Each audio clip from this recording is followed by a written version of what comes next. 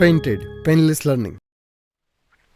Question number 4 में क्या दिया गया है? BE and CF are two equal altitude. तो सबसे पहली बात यहां पर लिखा हुआ है BE इक्वल CF, तो मैं यहां पर गिवन लिख लेता हूं, गिवन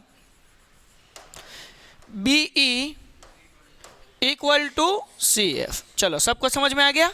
परपेंडिकुलर है तो वो अब हम ड्रॉ करेंगे, लेकिन आगे पढ़ते हैं। एल्टीट्यूड ऑफ ट्राइंगल ABC, तो मैं यहां पर ड्रॉ कर लेता हूं ट्राइंगल पहले ABC। ये फिगर आपको ड्रॉ करनी आनी चाहिए, अगर फिगर ड्रॉ करनी नहीं आती है तो सम आपका गलत हो सकता है। ट्राइंगल ABC लिखा हुआ है, लिख लेता हूं ABC। किसी को कोई डाउट? 100%? ओके। अब हमें क्या करना है, क्या ड्रॉ करना है? एल्टीट्यूड ड्रॉ करना है। क्या ड्रॉ करना है? एल्टीट्यूड का नाम क्या है? BE। पहला क्या है? तो B कहां पर है? यहां पर। यहां से एक लाइन ड्रॉ कर लेता हूं, ये हो गया BE। किसी को कोई डाउट? समझे क्या नहीं? यहां पर मैं नाम लिखूंगा E, तो ये लाइन हो गई BE। किसी को कोई डाउट? फिर दूसरा एल्टीट्यूड कौन सा है?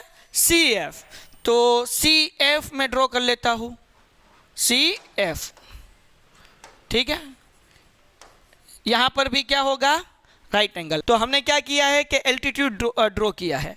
BE और CF हमने क्या कर लिया? एल्टीट्यूड ड्रॉ कर दिया। ठीक है, वो परपेंडिकुलर होता है, तो इसीलिए हम क्या करेंगे? 90 डिग्री। समझे? आगे बढ़ जाते हैं। अब यूजिंग RHS हमें कहा है कौन सा रूल्स यूज करना है?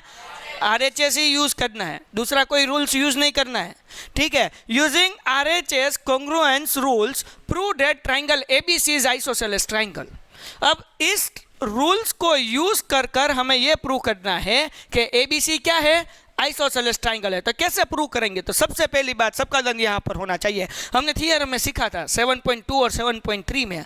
अगर हम ये प्रूव कर दें कि एंगल B और एंगल C इक्वल है, तो उनकी ऑपोजिट साइड AB और AC क्या हो जाएगी?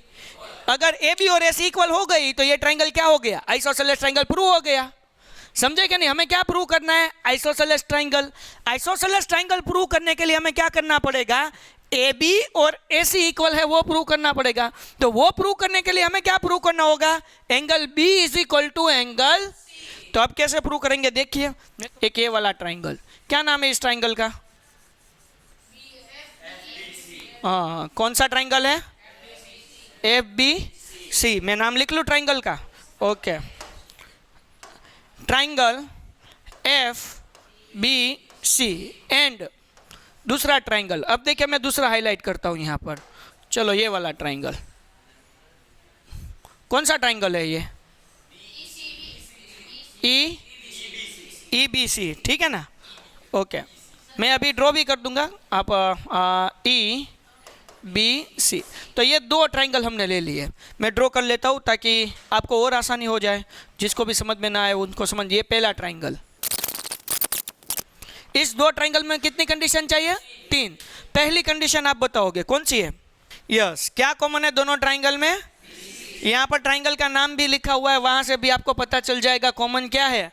BC equal to BC common. चलो फिर गिवन क्या है?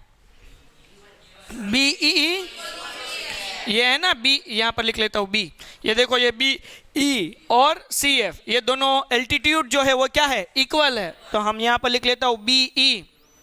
B इस तरफ आएगा ना, क्योंकि BE यहां पर है, तो हमें BE यहां पर लिखना है, और CF यहां पर लिखेंगे क्योंकि C और F यहां है। ठीक है, समझे क्या नहीं?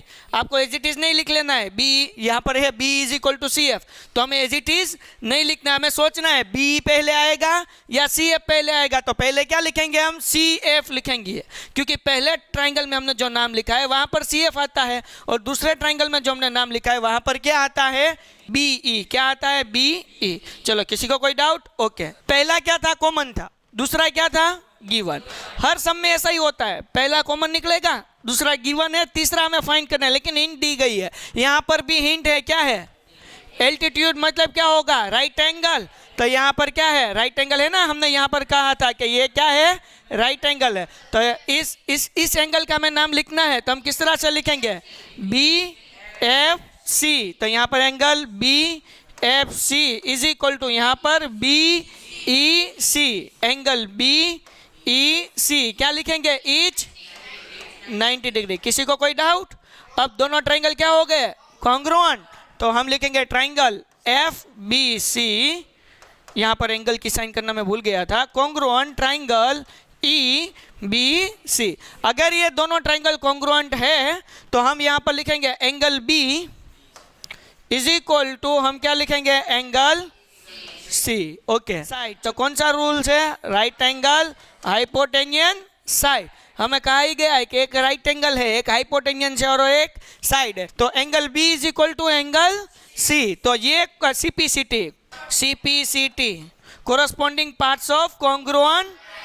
क्लियर है? ओके, मतलब अब दोनों एंगल इक्वल है, इसका मतलब क्या होता है? देयरफॉर अब देखिए बी का ऑपोजिट एंगल, बी की ऑपोजिट साइड कौन सी है? ए सी, इक्वल टू, अब सी की ऑपोजिट साइड कौन है? A B. Therefore A C is equal to A B. यहां पर हम लिखेंगे थ्योरम 7.3।